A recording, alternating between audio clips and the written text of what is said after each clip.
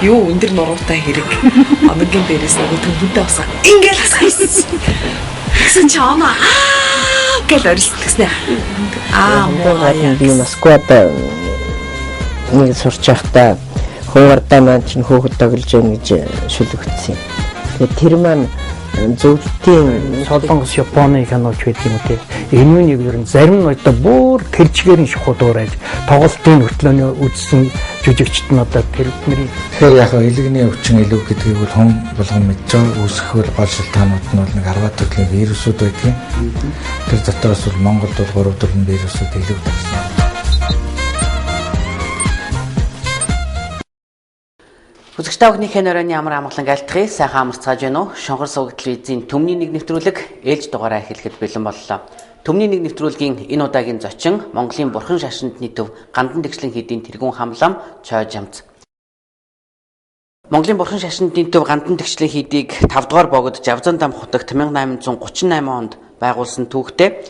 За гандан хийдийн хурал намын үйл ажиллагаа улс төрийн алдаатай бодлого зөвүүн цаг ирэхээр 1937 онд зогссон. За гисэн эдий ч одоо 1944 онд мөрөглийн сүм нэртэйгээр дахин хурал намын үйл ажиллагаа нь сэргсэн гэдэг.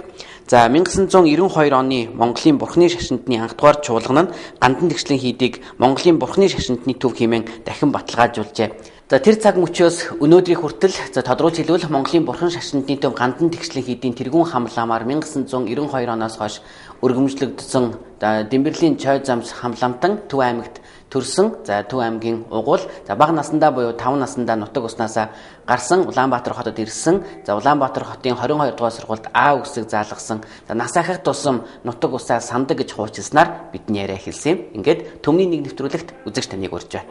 Одоо 22 дугаар сургууль эхэлж ороод тэгээ 22 дугаар сургууль 8 дугаар ингээд төгсөөд 28-д очиад 2 жил болоод 10 жилээ төгсгсөн.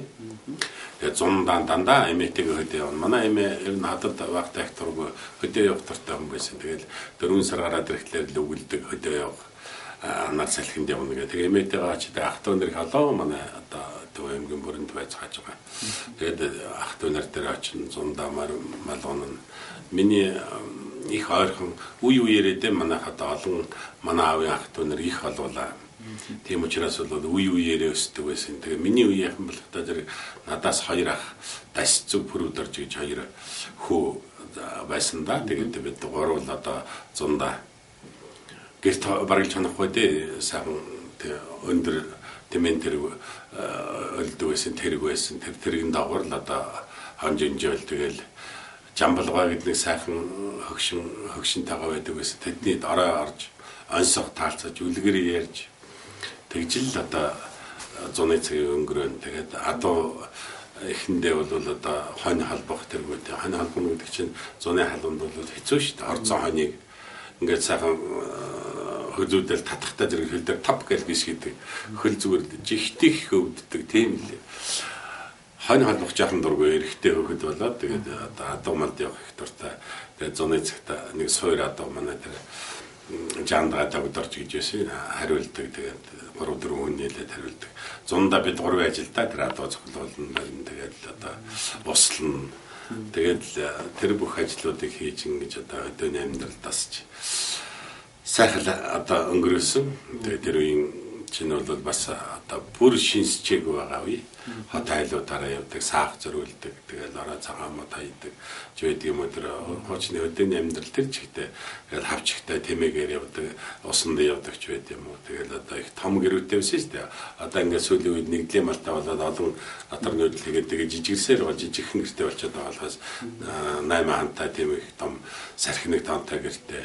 Өвөө эмээ хоёрын ор их гоё модон мартай тэгээд дээр нэм дөрүүлжин нүүрэн дээр ингээд мөнгөн тавруу гэдүүд хийсэн. Тэгээ гоё дэрэлдэг байсан шүү дээ. Одоо нэг юм налчгар юм биш. Тэр дотроо одоо хожоо цуцаа хийсэн байдаг. Шаараднууд хийсэн талбайд сэрүүн татдаг тийм. Тэгээ эмээ өвөөгийн арандаар хөвтөх гоё настаа сууж явцээр эв суудсан байдгийн шүү дээ. Ер нь их гоё байдгсан. Тэгжил одоо үлгэр тойл хэлж тэгээд хурдан хэллэг байна. Тэгээ тэр чи ер нь монголчуудын хүний хүүхдээ сурах ухаан их гоё байсан юм билээ дээ. Тоглосон ч л дандаа тийм нэг хэлийг нэг сайжруулсан, хурдан хэлцэлдэг. Жишээлбэл чам таргацал том найлж яваа, тоглож байгаа найлж яваа, айлан гарах, галзуу зөрхөө, ямаа ясаа ширэн дагар шив тас гэж явжтэй. Тэгээд тийм үгээр тэгэл тэр хүүхдийн чинь хэлийг хурдан болдог, хэлэцэх гоё одоо яруу найргаарч ярьдаг байсан шүү дээ монголчууд. Тийм л одоо ийм л байж тэгэл чам таргууц хүн жоохон одоо онгоцсон ч л бас нэг тоолоод явчихна. Хингөө хажээ хэлмэн зэлмэн таадаг тавруудаа юм л яргал даргал тавьчихил бүл хүндэс гэл ингээд явна шүү дээ. Тэгэл багын одоо тийм л хөл маягийн нийгэм дэсэж.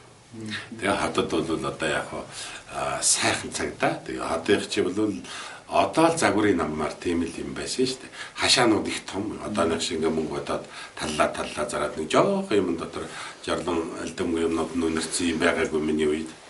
Жоохонд бол их том тал шиг хашаатай. Тэгээ хашаандаа сайхан амьдрна гэж. Тэр хөдөөний нүүдэлчин ардамч суурин газар эхлэлттэй зэрэг тэр их сайхан цэвэр байгаль дээр амьдарч байсан улсууд чинь их цэвэр сайхан байх гэж оролдоно. Тэр үеийн хашаанууд их уужуухан. Тэгээд хашаан дотроо зүлэг ногоо тарьдсан. Хашааны хаалганаасаа гэрийн хооронд мод тавьсан. Тэгээд жорн руугаа явдаг модтой, бажин руугаа явдаг замтай. Тэгээд зүлэг ургацсан зуны цэгтэр нь хөдөөрхөн маягтай байдаг. Их том дааман хаалгатай, хажуудалд нь жижигхэн хаалгатай. Тэгээ хүн орж ирэхэд ингээд хашааны ханх дөрөн ингээд дуурч ядагсан. Тэгэхээр тэр чинь бол одоо амьдралын зохицол юм да. Ягаад гэвэл гаднаас хүн ирлээ шүү. Тэгээ юм хүмүүс тараадсан, навширсан байх юм бол тэр нэг засаад сайхан хүний хүндэтгэлээ түлээд авах болцоотой. Одоо нэг шиг хаалган дэлгээтэй маш ороод одоо хашаанаа хавцыг аваач хайдсан. Тэгээ тэр жигтэл хэдэн сар болно гэж байхгүй ч тэр үе чинь тэр болцоод их нанд. Тэгээд суртаа тэгээд хүн онгойлгож гарч ордог суртаа. Зарим нэгнийх нь айл бол нууцаар бүр урт тийм татвар тавиад яа чин тэрний татаад мэддэг болсоо тэгээд ороод ирдэг. Нохойны одоо байшин жижигхэн байшин одоо нохойны тийм хайрц гэднүүд байдаг байсан да. Тэгээд тэндээ нохой бум усаад нэг тийм тэгээд хашаан дотроо зуны цэгт ор эднүүд тавьсан. Тэгээд тэн дээрээ жаргаа ингээд байж байдаг. Тэгээ гэр оронд бол одоо их сайхан байсан санагдсан би. Гэрийг бол сайхан амьдарч болдгийн шүү дээ. Манай аав одоо 6 хамтаа гэр бариад коммунизмын үед ч тэгээ үүдний ихээ том пен хийцэн. Тэгээд гарахар болгон салхи ороод гэр хүйтэн болгоод авахгүй тэр түлшин жигтэй хэмнэлтэй байдгийн их сайхан тэмчигж бим барьдсан. Тэгээ пингийнхаа ор тал руу ингээд одоо дэлгүүрийн төмөр лангоо хөдөлж яваа тэр дотроо магшил ойр зургийн хэрэглэх юм аа. Байшинда бол одоо мах цахаа хийж гин. Өөрөлдөө тастаа хийж тэр болгонгаа дагараад байхгүй салхисаа урд гараад байхгүй тийм. Тэгээ амьдралын их зохицол сайтай. Тэгээ годамж их өргөн байсан. Тэрний хүүхдүүдэд их хүмүүжилт их сайн байсан. Орой болохтой зэрэг хөгчүүд ингээд годамжны чинь хаалга болгоны өмнө юм шүтлэгтэй сандалтай. Тэр сандалтаар ингээд хөгчүүд юм энэ гараад ирэл өр хөгтөө яриад ажимдрлаа яриад сууж. Тэгэл хүүхдүүд годамжинд тоглоод одооны юм машин байхгүй тэгэл биеиндээ нэг шин их дотн бол хамаатан садан шиг болдог. Тэгэл сүүлдээ одоо манай годамжныхын гэтэл одоо надтай байн гэрч зовлонжрлаа ярьж ингээл ижитэй уулзаж ингэж л явдаг. Тэгээ одоо нэг шиг ингээд ажиллагаа айлыг мэдэхгүй байгаагүй. Тийм хамт чамдралтай байсан. Явдал бол монголчуудын эв нэгдэл тэгээ биеийнхээ ойлгож мэдэх, биеийнхээ зовлон хуваалцаж мэдэх их хэрэгтэй байсан юм. Тэгээ Европын орнууд Америкт нэг явж байгаа би. Тэгээд орцны тийм танилцах юм хийж эхэлж байгаа сүүлийн үед. Яг гэвэл айл болго яга ганцаардал элдэнгэн болоод стресстэй болоод эхэлсэн. Тэрний буцаагаад биднүүдийн тэр үеийн амьдралыг авчрах гэж оролдож байгаа маягтай. Тэгээ орцныхан гарчаад ширээг гэрээсээ нэг ширээ аваач тавьсан. Тэгээд жоохон дэгэм тавьц өөрөө хүүхдтэйгээ гадаа тоглоод биеиндээ жоохон дайлаад байж юм лээ. Тэгэхээр бидний тэр бол хоцрогдсон гэдэг биш. Хамгийн боловсронгуй хүн төрлөختнийг жаргаацсан гэдэг эв нэгдэл суулгад биеинтэйгээ сайхан найрсдаг хотлоо холгаа хөдлөлдөн годамжаар явахад энэ ямар хүн бэ гэдээ бүгдээрээ мэдсэн байдаг, хардсан байдаг тийм. Тэгээ эвсэг найрсаг сайхан амьдралыг бий болгож болдог. Ийм юм байсан юм бэлээ. Тэгээд одоо нүүрс төлөөгч одоо энэ зах садаггүй төлөхгүй шүү. тодорхой хэмжээнд төлөөл тэгэл хаалга өвлийн дүн өвлийн хөдөнч бол тэр л дулаан байх талаа сайхан гэрийн дулаалчаад тэмбийс юм л байж байна шүү дээ. Одоо хуучин лам байсан улсууд бол маягтай шүү дээ. Ер нь одоо жигтэйхэн сайхан амьдран тэр төлөөдөл шилдэг юм чинь жигтэйхэн баг төлж энэ утаа гаргах нь том баг байсан. Тэгэхээр гэрт ерөөсөө амьдралын нөхцөл байдал замбраанд ороод ирэхдээ зэрэг энэ утаа шудаа энэ хогсоох чинь багасаад ирдэг гэж шүү дээ. Нэг л ийм л маягийн тэгэл одоо сүүлд нь сургууль дараад ингээл тэгэл лам болоод лам болоход нэг учир байгаа юм. Би бол зүгээр энэ сэхэднүүдийн хөөгтүүд шиг байгаагүй. Эхнээсээ л шашныг муу хэлэл лам нар тийм юм гээд нөгөө мөн хөөгтүүд нь ингээд лам нартай ганц тааралдаж үзээгүй. Хянуун дээрээс л дандаа нэг хөөхөддөг, хүн зодддаг дээрэмчин маягийн тийм л лам нарыг одоо хянууны коммунизмын зохиолыг л зохион байгуулж лам нарыг Чингисийн удмын тааж одоо ноёд баядыг л ад үзүүлэх тухай хянуу зохиож гаргасан. Тэр хянууг л үзчихэл хүмүүс. Би бол шалгамд орчинд манай аав ээж аав лам байсан. Эмээл лам нартай их ойрхон үсэн асар их шүтлэгтэй хүн байсан. Тэгээ ганан нинжийн 60-аас артал 2 годомжны артал. Эмээтэйгээ байн ганандаа гүрдэг жоохондоо хөтлөөр намайг жоохон багаж хад ирдэг. Тэгээ лам нартай жоохонтой чихэр боог нь толгой ойлно. Тэгээ лам нарыг ерөөсөө л ихнээсээ тийм муу хүн биш байх гэдгийг ойлгож эхэлж шашин номын газар гэдэг тийм юм биш вэ шүү дээ гэдгийг ойлгож эхэлсэн. Тийм учраас бол лам болно гэхэд нэг тийм сүртэй коммунизмын үеийн шиг сэрэлтийн лам их ч юм уу улаан дарцгийн тог хийсгсэн тийм ламаар бодож байгаагүй би. Тийм учраас нам болоход тэр эмээгийн минь аавын минь хүмүүжил надад их нөлөөлж. Тэгээ гэртээ маань хөгж өгдөг. Өдөөнөөс өвчүүд эмэгчүүдээр нь манайд өвүүлж нь манай хойдолтой нэг байшинтай тэрэндээ хүн их дуртай айл байсан. Тэгэл тэнд хөдөөнөөс өвчүүд эмэгчүүд ирээд өвүүлж нь тэднүүдээ орой 10-11 болохтой зэрэг хаалгаа төвччихээ гэрийн хаалгыг төвчээд тэгээ хувцсны шкафын дотор бурхнаа хийдсэн байдаг. Тэгээ нөгөөдхөө дэлгээ зул хөжөөргөл тэгэл орой маань хөгжөөгөл янз бүрийн сайхан юм өндөр гэгээний бүүвэн аяднууд гэдэг эмэм них гоё яарлаа аялдаг. Тэгэл бүгдээр ингээд хөгжөөдөг. Тийм байсан учраас намд лам болоход нэг төв учраагүй. Би их сургуулийн цагуурай ангид явж ирсэн. Тэгээд Лусанж багш намайг чи нэг би нэг төвдөр нэг юм хийж байгаа. Тэрнийг галиглах гэдэг. Чи эхлээд нэг төвд үсэг сураад. Тэгээ би галиг үсэг зааж өгье. Чиний амьдралд ирээдүйдээ хэрэгтэй.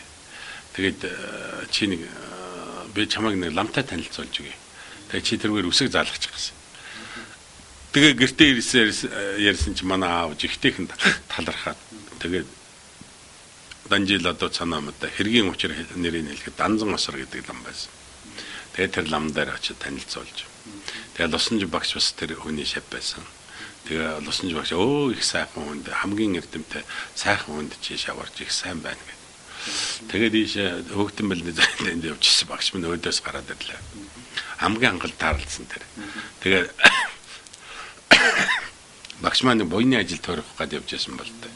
Тэгээ тэр үед нь таарлцсан их сайхан бэлэг дэврэлтэй сайхан уулзалт боллоо. Чи аваа ном үзэх байгаа. Ийм үед таарлахад их сайн гэдэг юм даа хүмүүс гэдэг. За чи дараа тэдний өдөр ирээрээ сайдар байгаа. Тэгэл шаваарал тэгэл төвд үсэг заалгаал. Тэгээд Лусанж багшийн тэр номыг галглж өгөөд. Тэгээд сүүлд нь бурхны ном жаахан заалгаад ингээд эхэлсэн чи сайхан санагдаад. Тэгэл хичээлдээ багуугаар очих болж байгаа. Тэгээд лам болох тийшээ хандаад. Тэгээд багш минь өвөл Оросоос эрдэмтэд ирлээ. Манайх 45 жил шашнаараа хацрагдаж яваа юм гинэ. Бусад улсууд одоо энэ шашнаар их ажил хийж байгаа. Тэгээ манай Монгол бол тийм юм байхгүй, лам хавраг нь байхгүй болсон. Ихэнх нь настай болсон. Одоо ингээм мөх дээрээ тулаад байгаа. Тийм учраас залуу боловсон хүчин хэрэгтэй болж байгаа юм байна.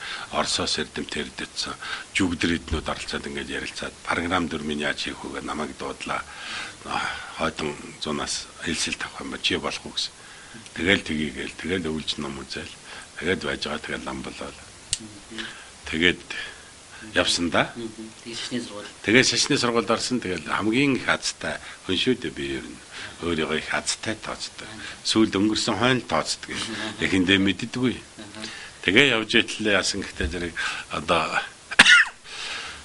яг уламжил төгсчүүд гавж гэвч даахүрэний одоо нэгдүгээр зэргийн гавж иднүүд гэж зэнда ангид ам гэж одоо тийм ламаж үүднэ тэгэл олон сайхан багш нараа ном заалгасан та.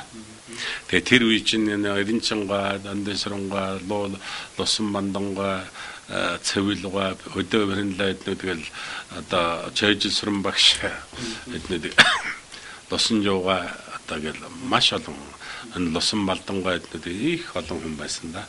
Тэднүүд бас нэг жаах их сургууль мургуульд үндэслэх үзэлтэй ч гэдэм үү чөлөө зав ихтэй байсан. Тэгээ шашны сургууль багшаар эрзгэж одоо цагийн багшлсан да. Тэгээ тэрэндээс монгол хэл одоо монгол хэлний бүх багломын дөрвөлжин тат усгийг Лусан Бандангаар зааж яасан байна. Тэгээд энэ соён бод заяд усгийг одоо цэвлэгэн хүү одоо энэ шагдарсан билүү. Тэр зааж яасан байна. Тэгээд хотон монгол усгийг чойжилсан багш Шархуу гэж байсан да их сургуульд одоо байжгаад өнгөрсөн их мундаг хүн. Тэр зааж яасан юм.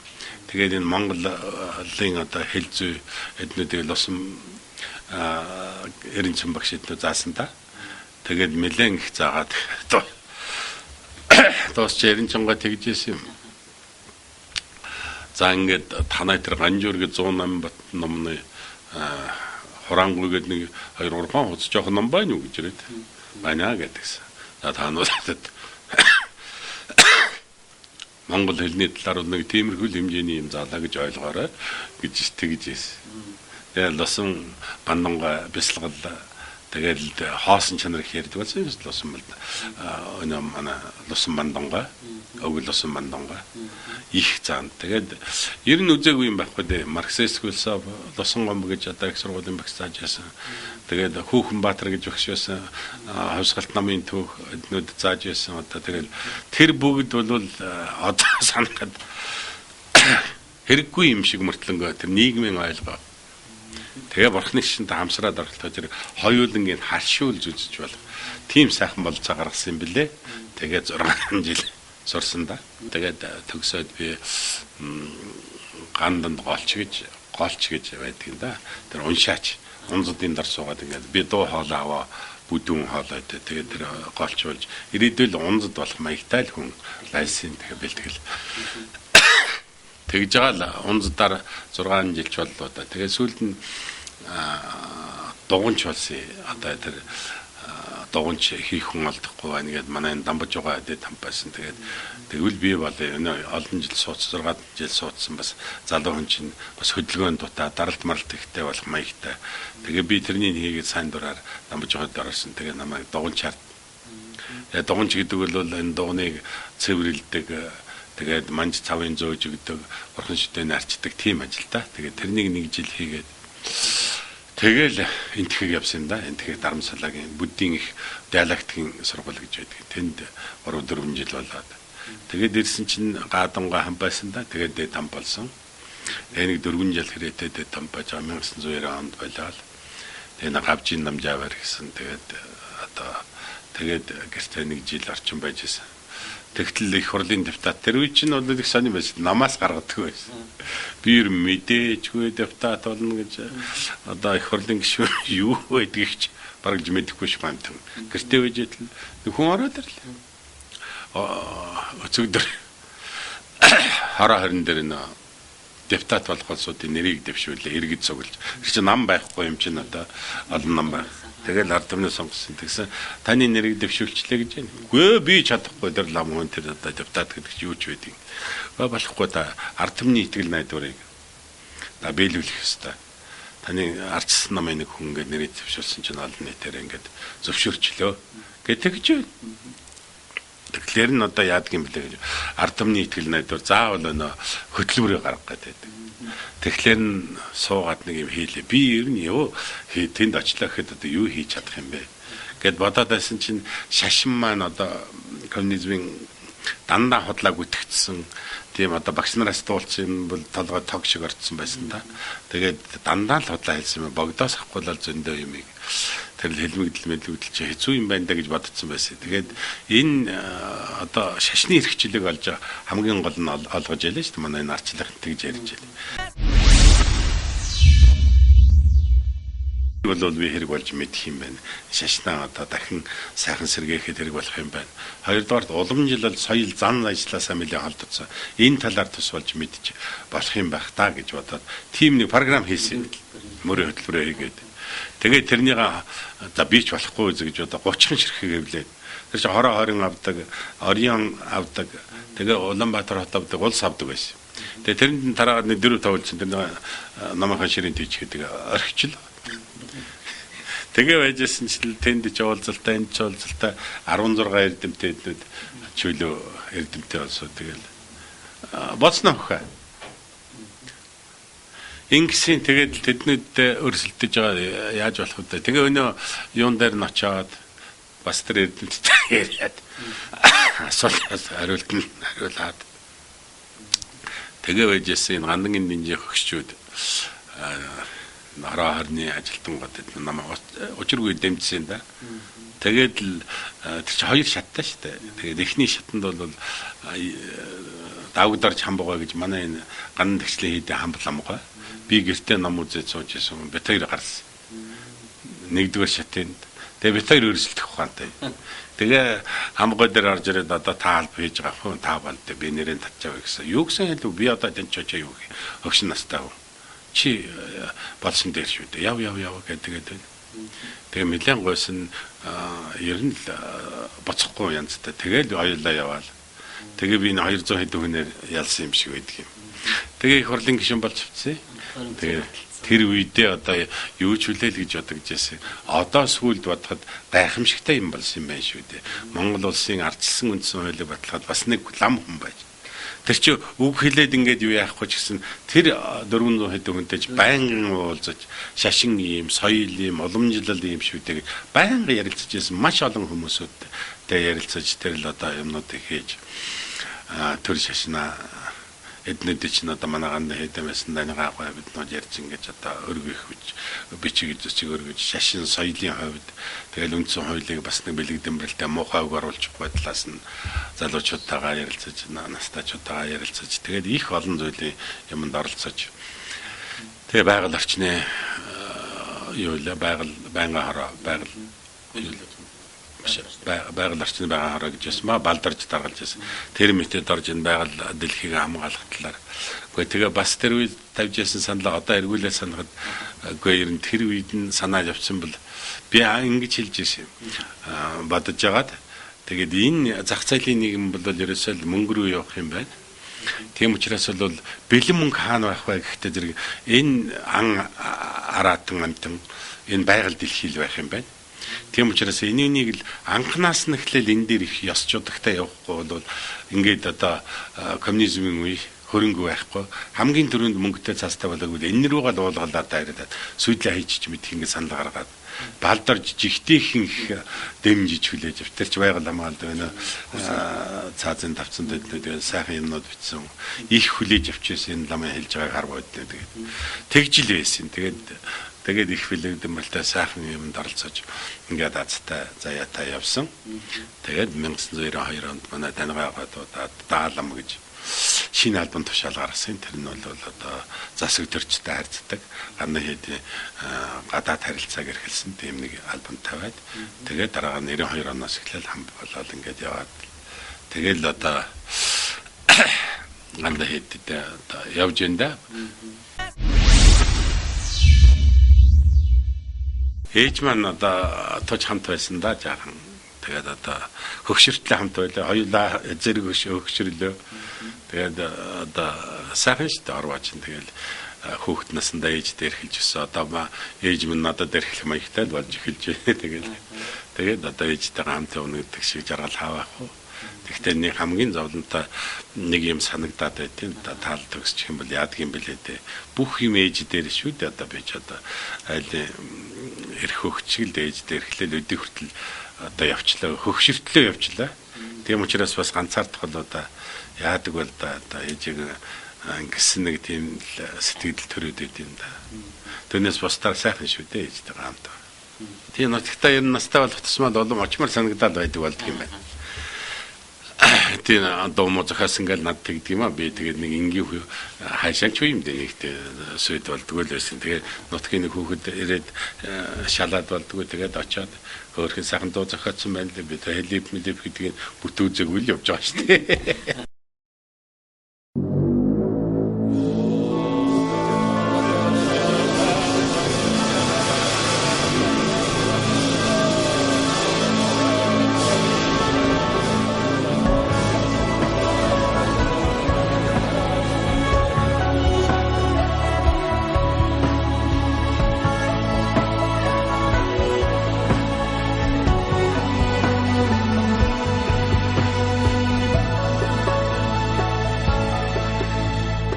Адсуура тойрон бүрэнгийн цэдгэр хөндөй айлаараа элэгэсэг боржгон түмний өдгий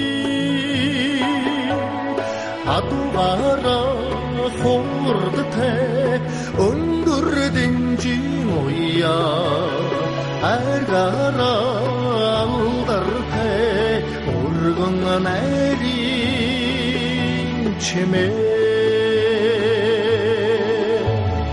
мураараа дамладах баян түхмийн бараа угаараа зочлох монголчуудын ёсдоо надмараа түрүүтэй зүлэг ном дэмжээ наргараа ngодтой зон билгтийн ороо тэргүүр замын хөтөд дүүжин сүйхэн бүэтэй тэргүүр хамбин мөтөд дүүжу холлоос ажистай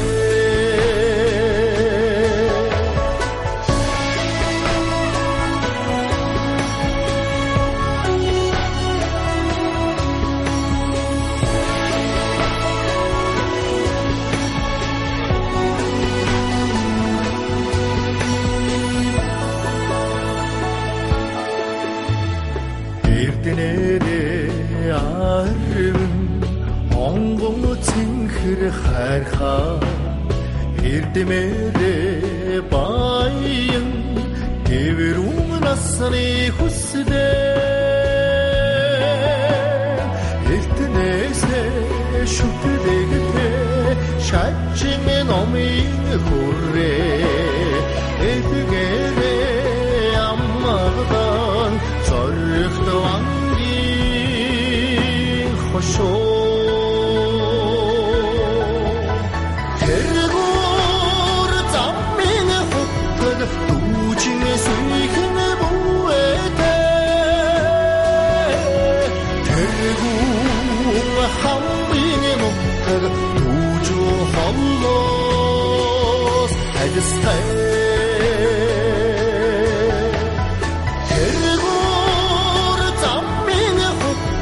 дүүжин сүйхэн бүэтэй тэргүүр хамбин мөтөд дүүжу холлоос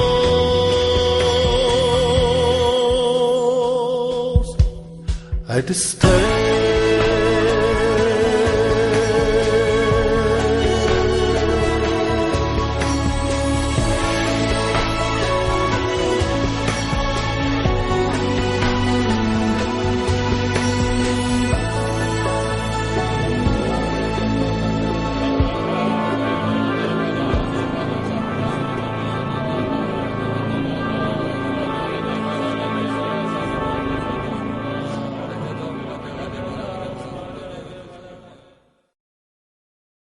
монголчууд ерөөсөө үзэгдэж харагдахгүй их өөрчлөгдсөн. Би их олон янзаар ажигладаг. Тэгээд одоо цаг багтахгүй л дээ. Тэгээд одоо их хурлын гишүүдийн тэр үеийн их хурлын гишүүдийн нам байр байдал ажил төрх тэгээд дараагийн шилжилтийн 20 хэдэн жилд одоо ямар болоод тэр өнөөдрийн их хурлын байшин сав дотор нь байсан хэрэглэл тэгээд хийж байгаа ажил эдгээр юм асар олон юмнуудыг хардаг. Ер нь бол их өөрчлөлт гарсан да. Улс орны хэмжээнд ч гэсэн Улаанбаатар хот тэгээд одоо өмнө говьд очиад харахад төгжил дэвшил аймгийн төвийн барагцаа байдал Дорноговь Сүхбаатар эднүүд их өөрчлөгдөж байгаа аймагуд их бий. Баруун тишээ ч гэсэн ер нь л аймгийн төвд бол хуучин байдал нь өөрчлөгдөв төгжил дэвшлийн замд орж байгаа ийм хэлбэрүүд их зөндөө байдаг. Коммунизмын үед орж ирсэн айлда одоо ороход шаландаа л болцсон. Нэг л хөгжил дэвшилэрсэн машинтай, чантай тэгэл болцсон байдаг. Ийм л юм байна. Тийм учраас бол ерөнхийдөө дэшээ явж байгаа нь мэдэгддэг дээ. Тэгэл миний одоо депутат болох гэж тэр үед Орос дэлгүүрийн програмс гэрэлгүй гэдэг нэг найр хорин болохоор тэгээд нэг одоо багтай чихэр тэргүүтэй жоох юм аваад тэрнийг давган дээрээ тавьчаад мөлий ихэмсэгдүүд суудаг байсан. Тэр чинь одоо захын төвцөнд л байна шүү дээ. Тэгээд бяднууд бол хөгжил дэвшлээ эргэж харж явах хэрэгтэй. Юу нь сайхан болоод байна.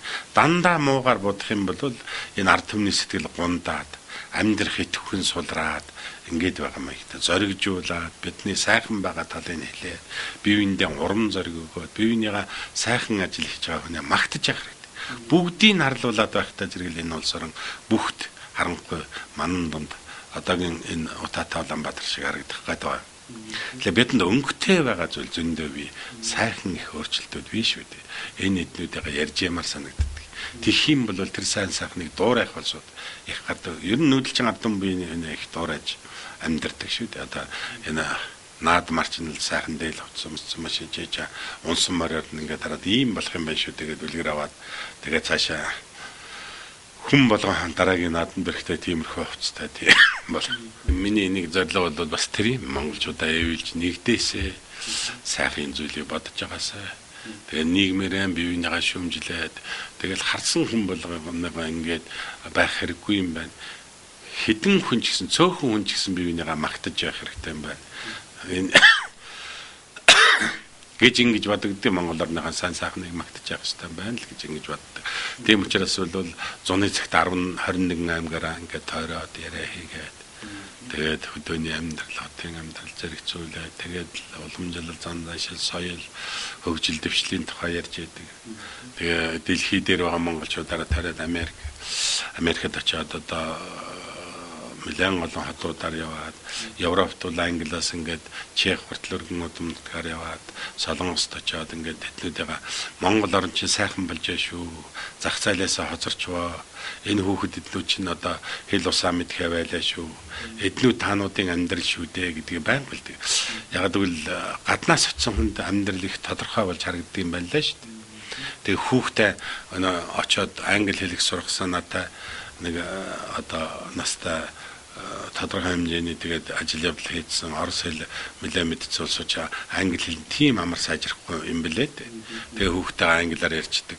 Тэгтэл нэг хүүхэд нь 2-3 жил болоод яг англи хүн болчтой Монголд нэг их ч мэдэхгүй болоод тэгээд тэр Америк хөвшилд ордог. Тэгээ эцэгхийгээ нэг тоож үзэхгүй тийшээ хандах тэгж байгаа. Тэгээд улам гэрүүлээсээ холдоо тэгэл гэрлээд алга. Тэгээ тийм улсууд бол хүүхдээ л монголоор хүмүүжүүл. Хүүхдээ монгол аран шинтэй болоо. Монгол уламжлалыг сайхан мэдвэл монгол дээл хувцсыг багаас нөмсгөлж бай. Тэгээ энтнийгаа таанууд нэгэнт амьдарч байгаа бүх мөнгө цаасаа хамаг юмаа тэр хүүхдээ зориулж байгаа юм. Монгол хүн чинь тэгдэг юм байна шүү дээ. Өөрөө ирээдүйд энэ Америкт амьдрна гэх юм Монголд очиж амьдрна гэвэл хамгийн түрүүнд хүүхдтэй биш өөрөө хадгалж хамгаалж дэрвэл энд орон сууцтай ч болчмоор тэндэж орон сууцтай болчмоор тэгээ сайхан амьдарч болмоор байна. Тэгэл өнөөхийгөө хураагаад хүүхдүүдтэй өгдөг. Хүүхдүүд нь хүний хүн болоод алга болчихдог. Тийм учраас бол энэ хүүхдүүд дээр л нэгэнт л хөрөнгөө таанууд хүүхдтэй зарсан бол энэ хүүхдийг өөрийнхөө болгож аваа. Монгол хүн болгож аваа. Тэгээд энэ Монголд очлоо гэхэд наадах чинь өндөр боловсрол эзэмссэн том компаниудад улстай зүтгэхэд дорхон мөнгө цаастай болгоод орон сууц худалдаж яваад өгөөч үлдсэн насыг чинь сайхан жаргалтай болгочихноо. Америкт амьдралаа ч гэсэн наад хүүхдүүд чинь сайхан ажил хийгээд буцаж аав ээжээ харж үзээ. Тэгээд эднүүдэд мөнгө зориулсан тэр одоо сайхан сэтгэлжлийг чинь хариу буцаж ирнэ. Манай монголчууд чинь бүхлүүд нь нэг насны жаргалтай болсон шүү. Хүүхэд наснаа аав ээж нь хайрлаад ёстой цэнгэл жаргал дунд өмбөж өсдөг. Дунд насндаа эхнэр хүүхэд болж жаргаж байдаг. Өтлөх наснд нь хүүхэд наснд нь өсөд тээж инкертивэн хатаж өөрийнхөө хамаг имийг зориулдаг учраас хөгшин настай болоод ирэхлээр хүүхдүүд нь харждаг. Ингээд нэг насны жаргалтай юм шүү дээ. Энэ зарим нэгэн улсыг чи харахад ганцхан тэр хайр дурлал дээр тогтсон залуу зан наснд л жаргалтай. Бусд үед нь л жаахан тийм байна шүү дээ. Эднүүд гэдгийг л хэлж явдаг юм.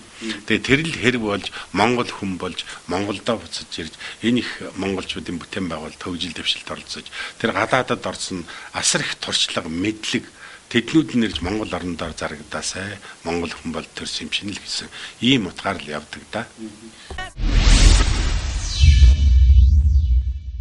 Монголчууд бид дээр үеийн энэ онгон нагшин байгалаа хайрлж ерөөсө газар нутгаа хайрладаг юм уламжлалт зан заншилтай соёлтой юм арт юм харагдчихгүй юм байна. Манай энэ байгаль бол эмзэг хэврэгдүү байгаль юм байгаа.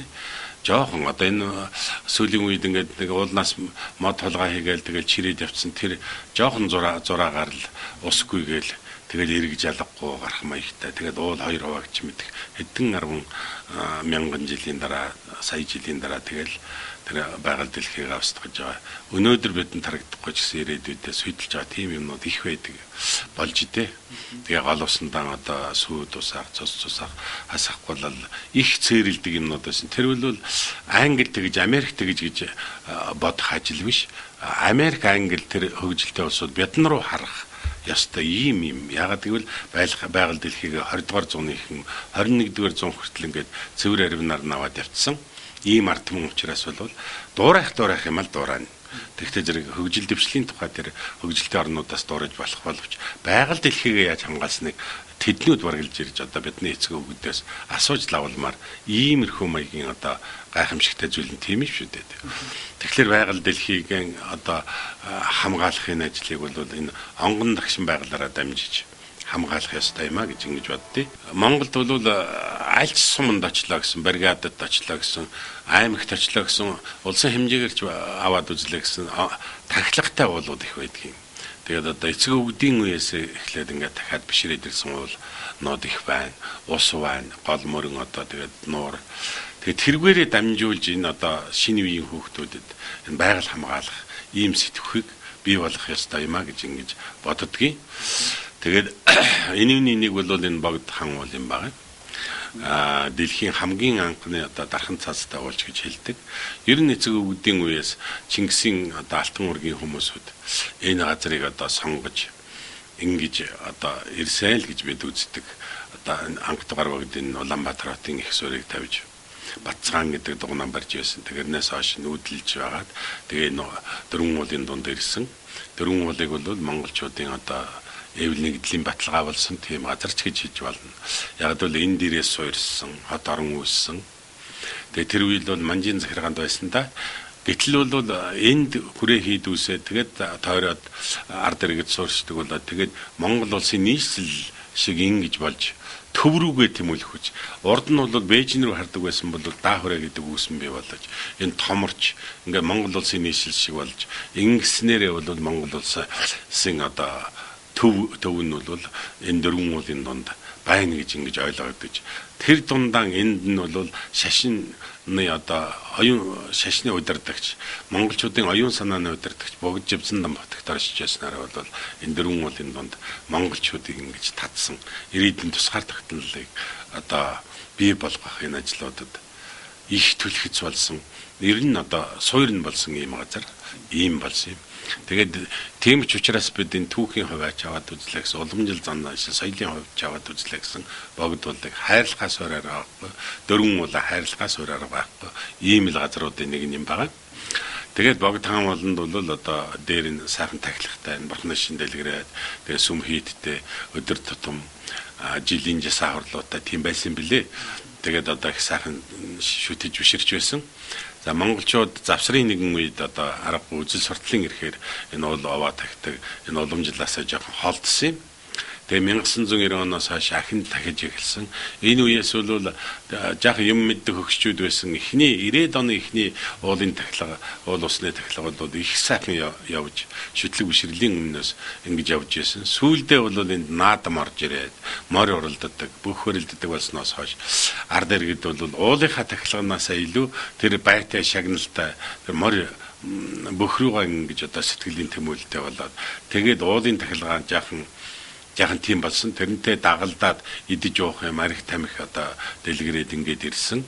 Тэгээ энээс болоод бол тэр хог байгалан бозорт болдог, хог сага хайдаг юм болсон юм байна. Тэгэхээр 91 донд үедээ бол жаахан замбрааг уулж эхэлсэн. Жишээлх юм бол хүнээр ярих юм бол одоо лус савдаг гэдэг чинь эзэн энэ уул усны эзэн тэрэндээ өргөл өргөж, бурхан тэнгэртэй өргөл өргөж, тэгээд лус савтагтаа өргөл өргөж яж тэднүүдийн одоо сайн сайхан зүйлийг нь бид хүртэж байгаа ухаантай. Ийм л одоо адис жанлын хүртэж байгаа ухаантай ийм юм да. Гэтэл бол өнөө уулынхаа тахилган дээр очичоод хог саг тариад бүр цэвэр арим байсан байдлыг бозортуулаад тэнд очиж одоо арх хуугаад агсан согтуу тавиад ингээд ирэх юм бол ерөөсөө тахилга болж өгөхгүй иймэрхүү хэмжээнд. Жишээлх юм бол одоо сүүлийн үед мэдэхгүй болоо зайлуу шилэр хаваачаа тавьсан. Тэгэл одоо мах захыг өчнөөнөөр нь тавьдаг. Тэр олон амтны амийг тэгж одоо хороож болохгүй юм байна. Тэр даасан газар нь л одоо ганц ууц тавьдаг, ганц хоёр ууц тавьдаг. Тэрнээс л илүү одоо гараад хэрэггүй юм. Тэгээ цагаан эдээгээрээ голцоо ариг сүгээрээ голцоо ингээд дахиад арих оролцуулахгүй байх нь бас нэн чухал. Тэр одоо аргагүй тэр лус савдаг нь хамааралтай тэр арих марих өргөдөг тийм газрууд тусгай газрууд бай. Тэрэндээ л өргөөл тэр архин дургүй махан дургүй тийм лус савдаг элдэн юмтай газрууд нь бол яг л тэр номын ёсоор тагж явах учиртай. Тэгээд одоо тэр чинь бол хүнд итгэж байгаа цаад лус бурхан тэнгэрээ одоо хүнд итгэж байгаа тийм үед дэндүү хүнд итгэлгүй архины шилэнд ингээд одоо юу хийчихэд арх аваач тавьчихад тэгээ тэрнийхээ бөглөөнд хийж лус авдагтай өргөч өөрөө үлдсэнийг хүнд итгэлтэйгээр сайхан уuna гэдэг бол ер нь одоо яаж лус авдаа баясгах вэ? Тэр одоо жишээлбэл бид гэртээ зочин урьчихад бөглөөнд нь хийж та нэг уучих гэчээд үлдсэнийг өөрөө суужаад уучих юм бол тэр хүн ямар дур хөсөлтэй тэр айлд ямар одоо сэтгэлдэлтэй үлдэх үү? Тэрнтэй ижилхэн лус авдаг гэдэг бол тийм л хэмжээний юм байгаа юм шүү дээ. Тийм учраас бол тахилганд очихдоо би тахилганд очиж байгаа. Энэ уул усандаа өргөлөө өргөж сайн сайхан зүйлийг бид хүртэх гэж адис чандлыг хүртэх гэж очиж байгаа гэдэг. Тэгээд би одоо энэ сүсгтэн онлондоо уриалдаг юм.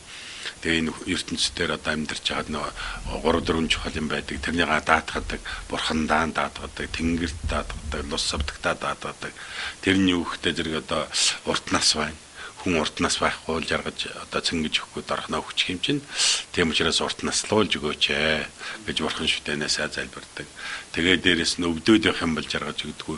Өвчин тахал янз бүрийн муухай зүйл битээ гаргаж одоо өвчин зовлонгүй байлгаж өрч өгөөч гэж. Тэгээ барчдаг юм байх юм бол жаргаж өгдөггүй. Тэр нь одоо аюул, аваар, хосол, хэл ам, хариул зугаан, арх тамхи тэгэл шорон орон энд нүүд арах юм да. Тэгээд барчдаггүй минь сайхан суулгаж өрш өгөөч гэж ингэж одоо тэр шүтэнээсээ хүсдэг. Дээрээс нь бол одоо эд тавар байхгүй бол жаргаж өгдөг идэж уух юм хоол ховтос эднүүд дутаад өвөлд нь нэгэн гүйж байгаад одоо өвчин зовлон тусах байдаг. Тийм учраас өөрийн амьдралд одоо хүрэлцээтэй хэмжээний сайхан эд тавартай байлгаж өрч өгөөч гэж ингэж одоо хүсдэг гэх мэтчлэнгээр. Тэгээд хамгийн чухал юм бол энэ байгаль дэлхийг ариун сайхан байлгаж цагтаан хорвоож зод зурхангүй ган гачиггүй сайн сайхан байлгаж ирж өгөөч. Лус савдагт нь олцоо тийм юм даатгадаг да. Тэгэхээр энэ бол хамгийн чухал эд. Байгаль дэлхийн орчин тогтнож байхгүй бол энэ одоо ногоо цагаа ургаж ингэж сайхан байхгүй бол бид сайхан амьдралын тухай, жаргалтай амьдралын тухай бодоод ч хэрэг байдгүй. Ягаад гэх юм бол өвс ногоо ургахгүй бол мал юугаа идэхлээ одоо гурил бид юу гараа хийдэг үлээ 10 буудаа одоо хамгаал юм байна. Тэгээ энэ одоо сонгон сарамснаас болоод ичний ногоо байна. Энэ бүгд байгаллаас л одоо бидэнд хайрладаг хишиг шүү дээ. Тийм учраас байгаль бузартчих юм бол бид жаргалтай сайхан амьдралын тухай бодоод ч хэрэг байдаг ажилд. Тийм учраас бол байгаль дэлхийг хамгийн түрүүнд яагаад бурхны шинд сав шимийн ертөнц гэж хэлсэн юм бэ гэхээр сав гэдэг бол одоо аяга байлаа гэхэд тэр дотор шим ертөнц гэдэг нь бол тэр аяган дотор байгаа сайхан эдээ ундаа шүү дээ. Тэгэхээр аяга хагчаад очиход зэрэг эдээ ундаас одоо шалан дээр очиад идэж уухын аргагүй болдогтой ижилхэн тэр сав ертөнцийг л хайрлж амьдэрдэг. Сав ертөнц бүрэн бүтэн бай цагтаан хурлан өгөөж ган ачиггүй сайхан байх. Тэгээ хордоогүй сайхан өвс ногоо нургаж дэлгэрчил байх юм бол бидний амьдрал жаргалтай сайхан амьдардаг. Бидний амьдралын баг л суурин тэр юм байна. Наад одоо уртнаас удаан жаргал өвчин зовлон барчаад эднүүдийн суур болсон гэдэг. Тийм учраас байгаль дэлхийг хайрлахыг монголчууд маш эрхэн додж ирсэн нь бол ерөөсөн ухаалаг ард түмний ажил шүү дээ. Ерөөсөө өөрийнхөө сууж байгаа гэр орондоо жишээлх юм бол цаанад хор асгачгаа тэгээд амьдарч байгаатай л ижилхэн тийм зүйл лилэмдэ байгаль дэлхийг хардуулна гэдэг бол. Тийм учраас энэ уул уурхаа гаргаж байгаа газар уснаа хурж байгаа хөндөж байгаа эднүүдийг дандаа ухаанаар бодож хоргүй цэвэр ариван сайн сайхан байхын төлөө бид ямагт бодож явах ёстой. Хамгийн чухал зүйл юм. Богд бол тэрний одоо гол нь болсон шүтэн бидний шүтэн тэгээ цэвэр арим байх ёстой. Тэгээд энэ одоо богд болон дээр гарах тэр үедээ уул усаа тахиж явах үедээ хоггүй ариван сэтгэл бие хэл сэтгэлгүйлийн гурвын цэвэр байдлаар очиж тахих ёстой.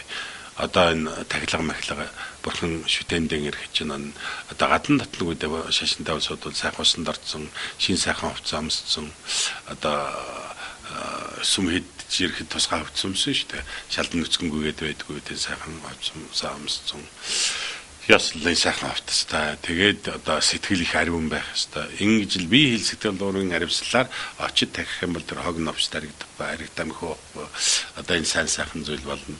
Тэгээд тэр үедээ бол сайхан бясалгаад бодоод ингээд уул аванд тагж байгаа өр хүүхэд удамсуудаар юу байдгийг өөрийнхөө өссөн зүйлийг даатгачаа түрээд ирэхэд бол тэр хүсэл бол ханах ёстой. Ийм л ажил юм. Тэгээд одоо та бүхэнд сайн сайхан болгоныг хүсье өрөө. Орт настаа таан жаргалтай өвчин зовлоггүй барчдаггүй мэд сууж таваар элбэгдэлбэг энэ бидний орчин байгаа байгаль дэлхийг цэвэр сайхан авч явж хаяа бивэнтэйгээ эв түнжинтэй байцгаая гэдэг ийм сайхан ерөөлийг тайлбарж байна. Нийгмийн хөгжил дэвшлэг гэдэг бол ерөөсөө баясгалан хамгийн аваа явчихдаг гэдэг л дээ. Бүр нэг өөрчлөлт хайчих юмсан гэж боддیں۔ Тэгээд хоёр үндэсний бахархалтай баяр байна. Цагаан сар наадам хоёр. Тэгээ монголчууд нэгэнт л орчин тогтнож Азийн цээжинд тусгаар тогтсон орн байх юм бол өөрийн үндэсний баяртай жаргалтай тэр үедээ жаргах хэлгүй яах вэ? Бүх юмыг шинжилнэ гэж хаваах вэ? Тийм учраас бол энэ хоёр баяр маань гойд сайхан баяр. Хамгийн гол нь энэ өдөр нэг Монгол харагддیں۔ Да. Монгол дээлээ өмссөн, сайхан бүс сүсээ өмссөн, сайхан мал хадгалбай өмссөн.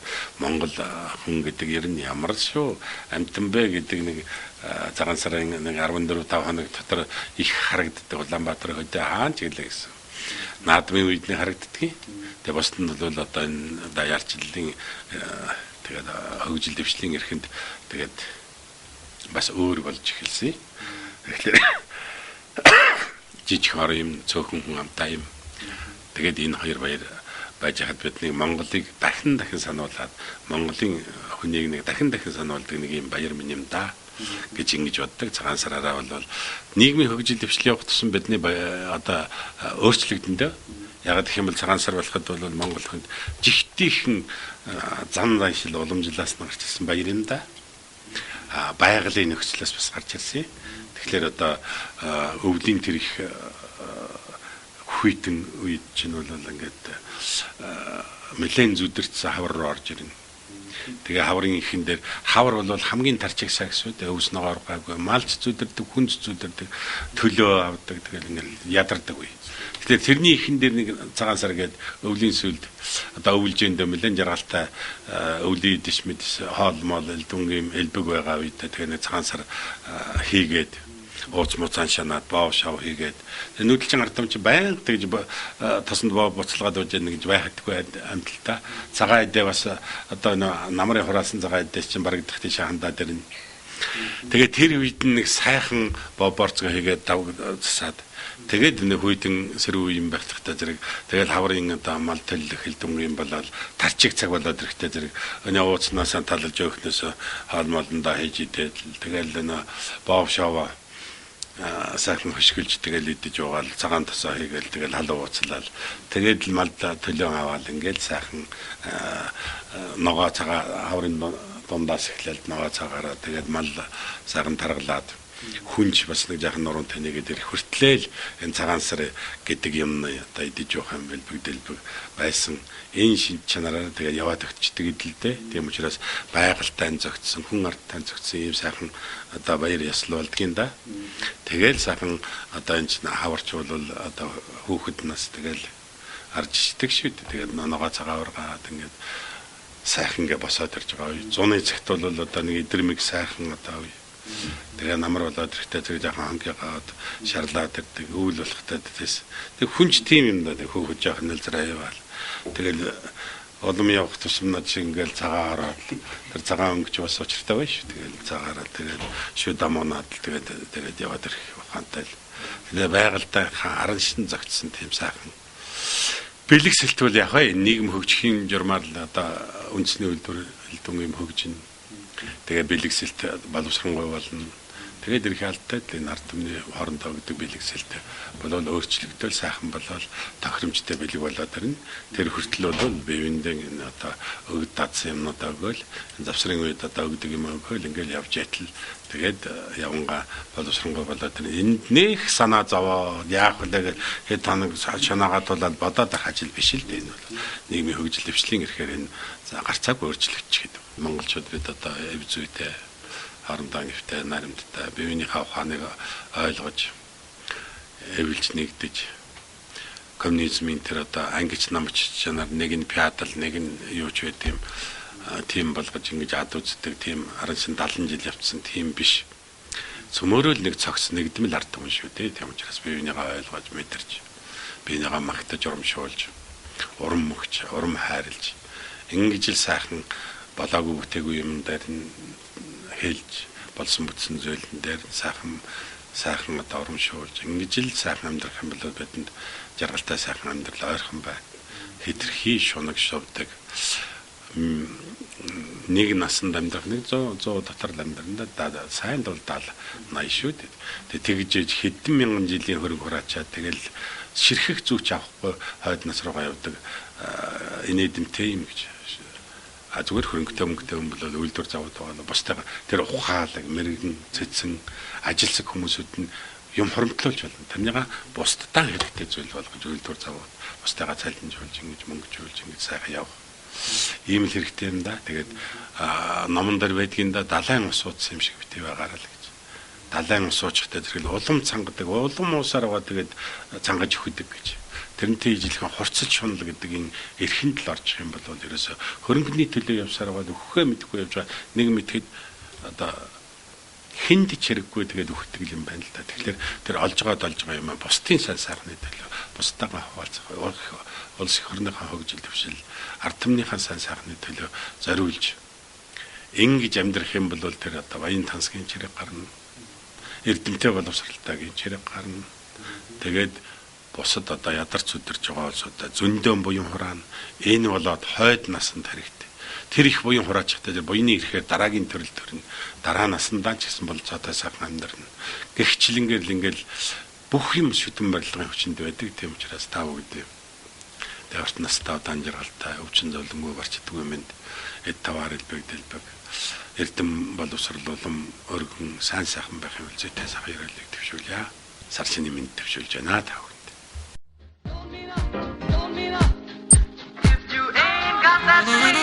Юу өндөр нуруутай хэрэг амгийн дээрээс нөгөө төвлөдөө босоо ингээл хасгасан. Гэсэн чи ама гэж орилдгснэ. Би Москвад нэг сурч байхдаа хувардаа маань чинь хөөхд тоглож яах гэж шүлэгдсэн. Тэгээд тэр маань зөвлөлтийн Солонгос, Японы киноч байдаг юм те. Энэ үнийг ер нь зарим нь одоо бүр тэр чигээр нь шахуу дуурайж тоглолтын хөтлөөний үзсэн жүжигчд нь одоо тэр бидний Тэгэхээр яг элэгний өвчин илүү гэдгийг бол хүн болгон мэдж байгаа. Үүсэх гол шалтгаанууд нь бол нэг 10 төрлийн вирусууд байдаг. Тэр дотроос бол Монголд бол 3 төрлийн вирусууд илүү байдаг.